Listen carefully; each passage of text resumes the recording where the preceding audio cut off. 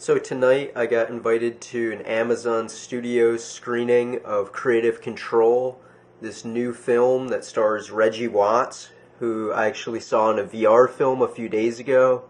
The movie is all about augmented reality and virtual reality. The setting is New York 5 minutes in the future.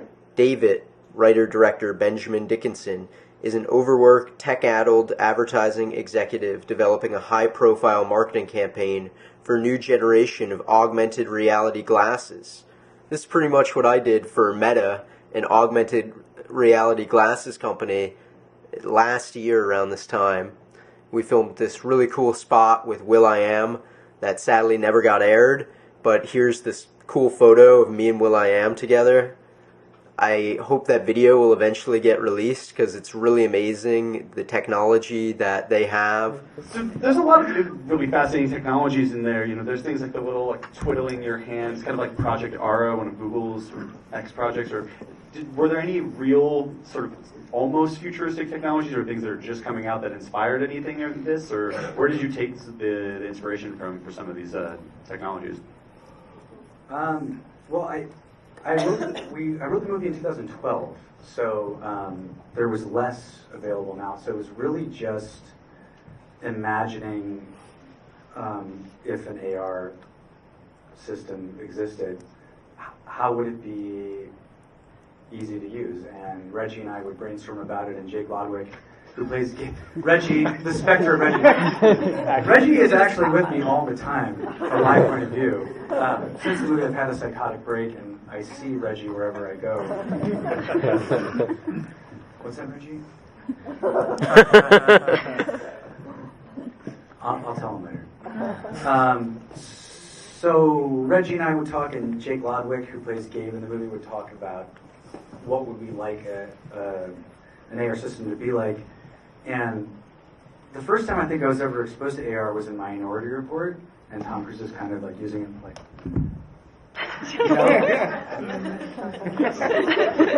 It's like a mime. It doesn't seem practical for everyday use. So we thought, you know, it would need to be ergonomic, and the less visible the better. So it seems like you could invent a T9 language with these five guys pretty easily. You know what I mean? Yes.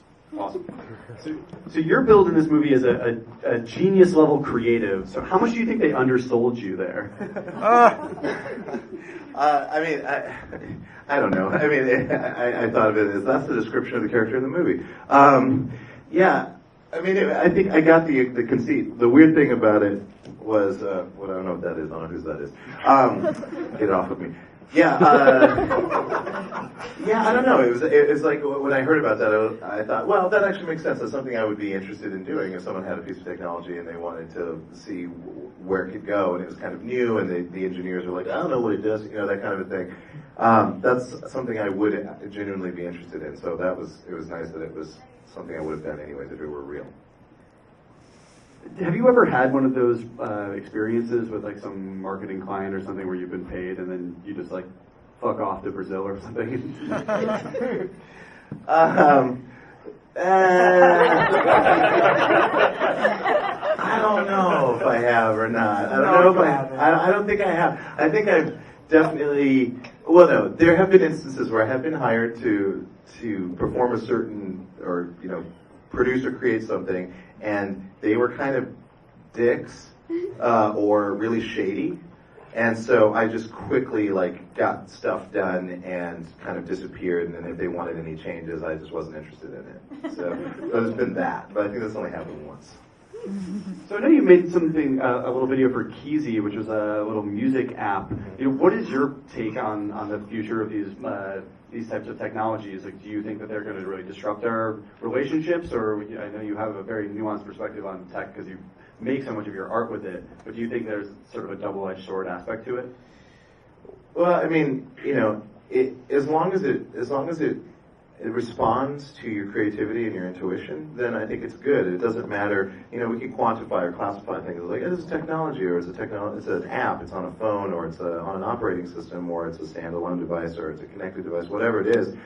As long as the experience is intuitive and fun and it doesn't feel like it's robbing you of your creativity. Like if you have to work too much with it, if the learning curve is too steep, then it's poorly designed and needs to be reworked or just not utilized. Maybe just to finish up, what do you want people to take away from this? Like, how do you hope this changes their lives? Oh, man. I have a very special offer for all of you. Look under your seats. I want you to invest everything you have into the Church of Augmented Reality.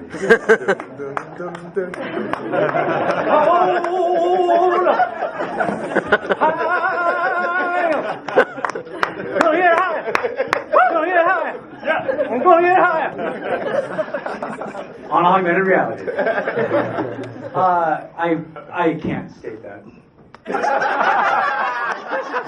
And I guess that's what Reggie's for. Well, I will say this outside. I do think, and I hope that this doesn't sound too grand, but having been a part of the film in the aspect that I was, and then not seeing the film for a very long time, and then seeing the film at South by Southwest and being like, oh God, I like that. I will say that I think it speaks. It speaks to a generation. It gives voice to an aspect of a certain generation that doesn't exist yet. I haven't really seen it represented. This idea of the personalized, technologically enabled feedback loop. I think that it does so in such a way atmospherically that kind of gets you into a zone. It almost like imitates what it's like to, when you get that delicious feeling of like, well, now I get to lay on my bed and check this is so wonderful and delicious. Oh, look at this story. That's not great. So I think it has a little bit of that, but in the future in an isolated kind of melancholic, self-destructive vibe. But it's, but I think I don't know a film that kind of gives us that feeling that kind of makes us understand why that could happen. Well, thank you guys for making us laugh with your melancholic, destructive vibe. Give it up for the creators of the film. Why not? If you think of life as a closed system and you're to divide a line and then shift it, then you've got a spiral. And you're definitely more comfortable with loops. What does that mean?